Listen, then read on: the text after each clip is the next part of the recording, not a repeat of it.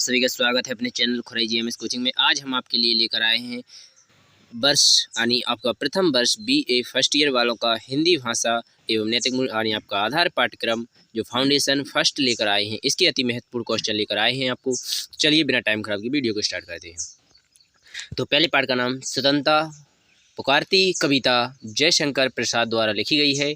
इससे ओटी आपको आएंगी पहले नंबर पर। तो पहले पार्ट से ओटी आपसे सिर्फ इन्हीं में से पूछ सकता है, जैसे प्रसाद जी ने कौन सा महाकाव्य लिखा है। तो यहाँ पर आप देखेंगे तो यहाँ पर कामायनी लिखा हुआ है। कौन सा लिखा है? कामायनी। दूसरे क्वेश्चन को देखेंगे तो यहाँ पर लिखा है प्रसाद जी का जन्म कहाँ हुआ था। तो ये क्वेश्चन भी पूछ सकते हैं। तो आपको याद होना चाहिए प्रसाद जी का जन्म वाराणसी में हुआ था। इसके बाद तीसरा क्वेश्चन भी पूछ सकते हैं स्वतंत्रता पुकारती कविता किस नाटक से ली गई है। तो यहाँ पर आपको इसको भी याद रखना होगा, चंद्रगुप्त की कविता से ली गई है। तो यहाँ पर आपने देख लिया और आपको आगे भी क्वेश्चन दिए गए हैं, इनको भी देख लीजिएगा। स्वतंत्रता को स्वयं प्रभा का समुद्र तला क्यों कहा जाता है। तो यहाँ पर आप देख लीजिएगा। तो दोनों क्वेश्चन को अच्छी तरह पढ़ लीजिएगा, जो भी डाउट हो आप पूछ सकते हैं। चलिए इससे आगे चलेंगे। तो इसी प्रकार आप इनको पढ़ते चलें। पूरे अति महत्वपूर्ण क्वेश्चन आपके लिए लेकर आए हैं। तो यहाँ से आप एक एक करके देखते चलेंगे, सभी को अच्छी तरह से पढ़ते चलें। और जो भी डाउट हो या कुछ और आपको चाहिए हो तो कमेंट बॉक्स में ज़रूर मांग लें। तो इसके बाद पूरा आपको फाउंडेशन फर्स्ट का बीए का पूरा रियल पेपर हम आपके लिए लेकर आएंगे, यानी अति महत्वपूर्ण क्वेश्चन। इससे आपका पेपर में एक भी बाहर नहीं जाएगा। अगर आपके इसके पेपर लग चुके हैं तो आप मिला सकते हैं, अगर आपका इसका पेपर होने वाला है तो आप देख सकते हैं। ठीक है, तो यहाँ पर देख लीजिएगा, यही क्वेश्चन आए होंगे आपके पार्ट 1 से अगर आए होंगे तो। चलिए पार्ट 2 पर भी चलते हैं। तो यहाँ से आपका पार्ट 2 प्रारंभ होता है। यहाँ पर लिखा है पुष्प की अभिलाषा कविता। तो यहाँ पर माखनलाल चतुर्वेदी के पास से लेखक हैं इसकी आप देख लीजिएगा। ठीक है, तो इनको सभी को पढ़ लेना है जी। जैसे पुष्प की अभिलाषा कविता किस पुस्तक से ली गई है। तो यहाँ पर आप देख लीजिएगा। तो इन सभी को आपने अच्छी तरह पढ़ लिया होगा। नीचे इनके आंसर भी दिए गए हैं, आप इस प्रकार देख सकते हैं। तो इनके नीचे यहाँ पर क्वेश्चन लघु उत्तरीय भी रहेंगे, अगर आएंगे तो इनसे आएंगे, वरना आपको आएंगे नहीं। ठीक है, तो यहाँ पर आपको अगर आपने पेपर दे लिए होंगे तो आपको पता पड़ गया होगा किस प्रकार आया है। और जिस दिन पेपर हो इनको पढ़ जाएं, इन्हीं से आपके बहुत ओटी टाइप के क्वेश्चन आएंगे, वो भी बन जाएंगे। और फिर आपके क्वेश्चन भी आते वो भी बन जाएंगे। ठीक है, तो यहाँ पर आप देख लीजिएगा, अति महत्वपूर्ण क्वेश्चन है। तो यहाँ पर आप ये इतने ही रहेंगे। पार्ट 3 से देखते हैं। तो पार्ट 3 में आपका वाक्य संरचना को अशुद्धियाँ, तो यहाँ पर इसके वाक्य संरचना और अशुद्धियाँ संकलन द्वारा लिखी गई हैं।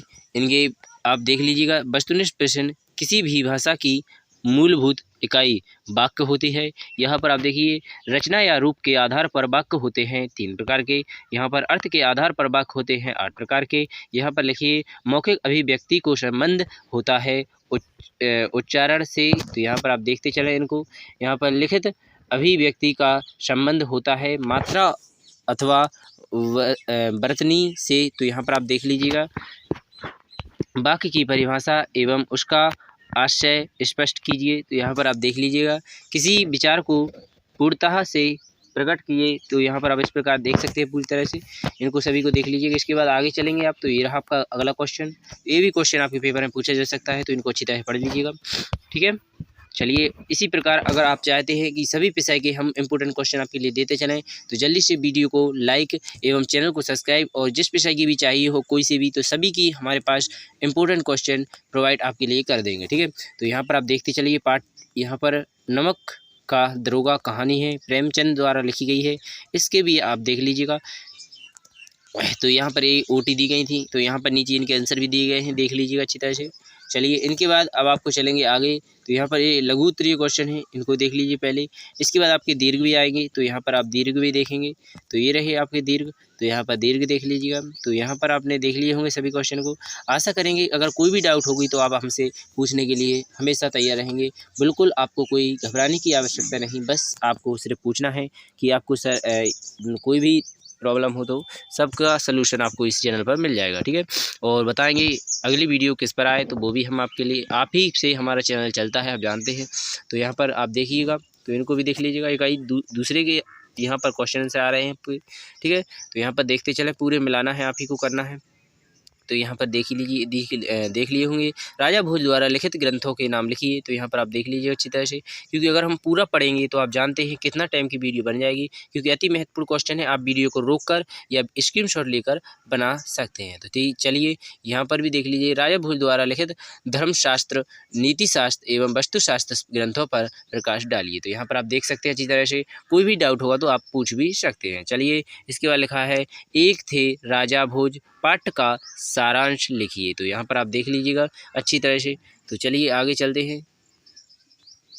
पर्यायवाची विलोम एकार्थी, अनेकार्थी एवं शब्द योग शब्द, ठीक है, संकलित। तो यहाँ पर आप देखिए वस्तुनिष्ठ प्रश्न, सूर्य का पर्यायवाची शब्द लिखिए। तो यहाँ पर आप देख सकते हैं इनको सभी को, ठीक है। उत्तरमाला, तो यहाँ पर सभी कुछ अच्छी तरह से देख सकते हैं। निम्नलिखित शब्दों के पर्यायवाची लिखिए। तो यहाँ पर आप इनको भी देख सकते हैं। तो सरस्वती है, जल है, प्रकाश है, आग है, इन सभी की पर्यायवाची भी लिख सकते हैं आप। चलिए यहाँ पर इसके बाद अगला क्वेश्चन लिखा हुआ है आपका, विलोम अर्थी मार्गी थी शब्द किसे कहते हैं, वे कितने प्रकार के होते हैं, उदाहरण सहित लिखिए।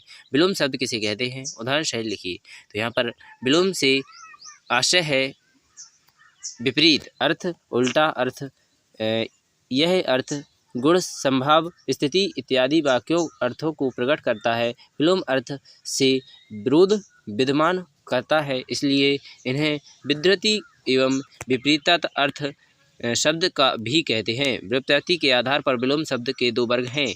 मूल विलोतात्मक, जैसे शब्दों को किसी शब्द के ठीक विपरीत अर्थ की व्यंजना करते हैं, मूल विलोमार्थी कहलाते हैं। जैसे खंडन, मंडन, अस्त्र, उदय आदि।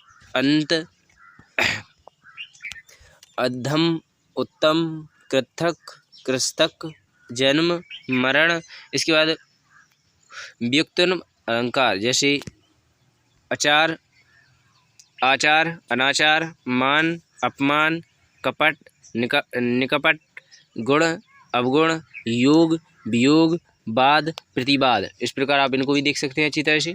इसके बाद आगे चलेंगे तो इनको भी देख लीजिएगा।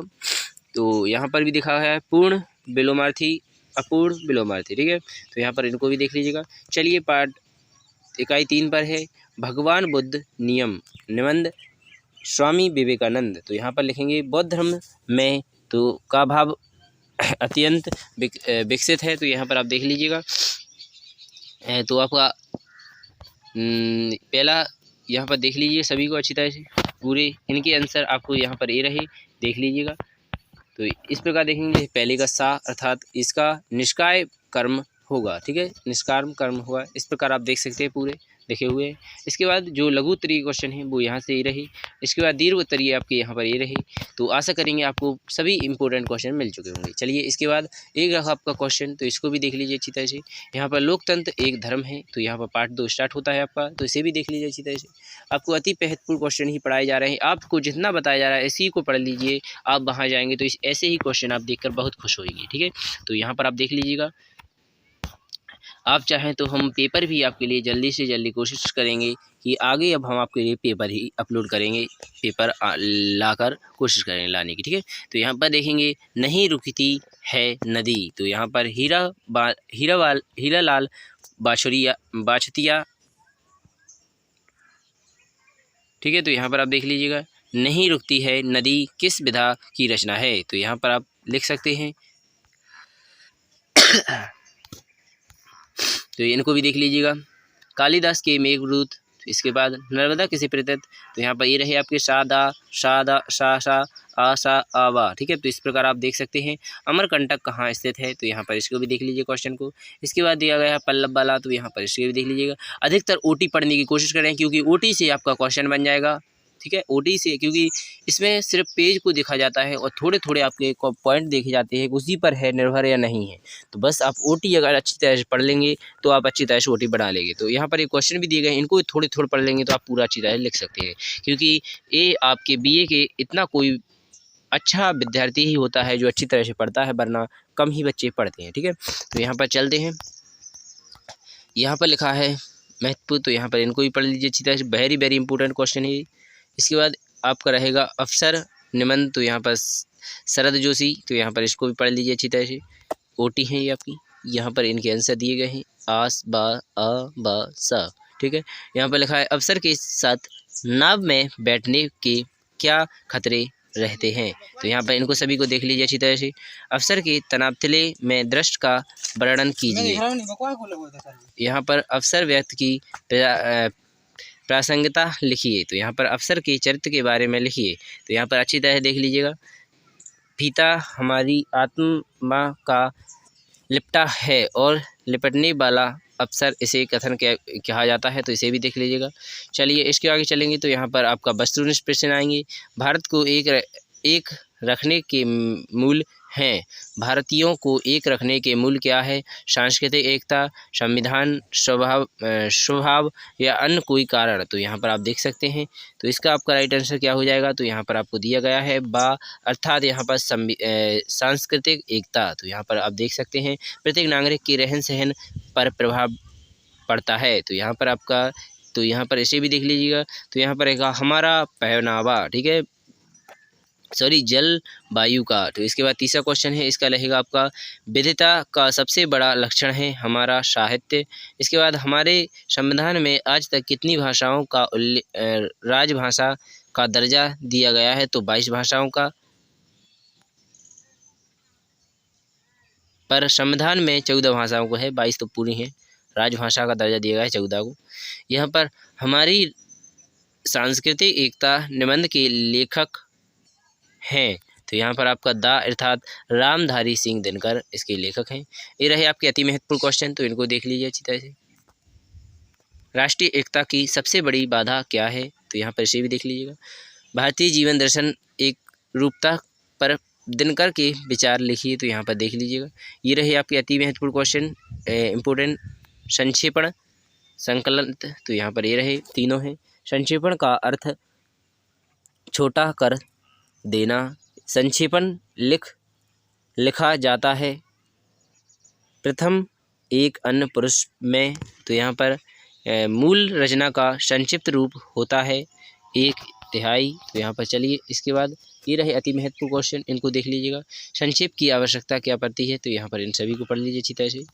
इसके बाद लिखा है अगला पॉइंट पे चलेंगे। तो आपको बता दें ओटी हमने आपको बताई पूरी मिलेंगी आपको, एक भी नहीं छोड़ी हमने सीरीज की, बस क्वेश्चन आंसर अति महत्वपूर्ण बताए गए हैं। ठीक है, तो यहाँ पर आप पहले क्वेश्चन देखेंगे, भगवत गीता में कितने मानवीय मूल्यों की विवेचना की गई है? तो यहाँ पर आपकी 26 मानवीय, और भागवत गीता कृष्ण ने अर्जुन को जितने पाठ दिए गए हैं वो भगवत गीता के स्रोत हैं। तो यहाँ पर मूल किसके द्वारा अनुमोदित होते हैं? तो यहाँ पर ए इधर राइट आंसर, यानी समाज द्वारा। क्या द्वारा? समाज द्वारा। तीसरा क्वेश्चन है मूल्यों का रोपण होता है। तो यहाँ पर अनुकरण द्वारा। किस द्वारा? अनुकरण द्वारा। भारतीय जीवन मूल्यों में किसकी प्रधानता रही है? तो यहाँ पर निष्काय कर्म द्वारा। वसुभूत कुटुम्बकम का भाव किस देश की सांस्कृतिक पहचान है? तो यहाँ पर भारत की। तो इस प्रकार आप पूरे अच्छी तरह से देख सकते हैं। चलिए आगे चलते हैं। नैतिक मूल्य की कोई 2 परिभाषा लिखिए। तो यहाँ पर इनको देख लीजिएगा। नैतिक मूल्य की परिभाषा देते हुए उनके महत्व पर प्रकाश डालिए। तो इनको देख लीजिए अच्छी तरह से। चलिए इस प्रकार दिए गए हैं नीचे। आचरण की सभ्यता, ठीक है, सभ्यता निबंध सरदार पूर्ण सिंह। आचरण की, तो यहाँ पर देख लीजिए अच्छी तरह से पूरे। ये रहे अति महत्वपूर्ण क्वेश्चन, इनको भी देख लीजिएगा। अति महत्वपूर्ण क्वेश्चन, इनको भी देख लीजिएगा। अति महत्वपूर्ण क्वेश्चन दिए गए हैं, इनको भी आप देख सकते हैं अच्छी तरह से। कोई भी डाउट हो तो देख लीजिएगा अच्छी तरह से। बिना टाइम ख़राब किए मैं जल्दी से जल्दी बताना चाह रहा हूँ। यहीं पर आपकी वीडियो को विराम देना चाहता हूँ। आपने पूरे अति महत्वपूर्ण क्वेश्चन देख लिए होंगे आशा है। अगर कोई भी डाउट हो तो आप पूछ सकते हैं। बस यहीं तक आपका आखिरी क्वेश्चन ये रहा।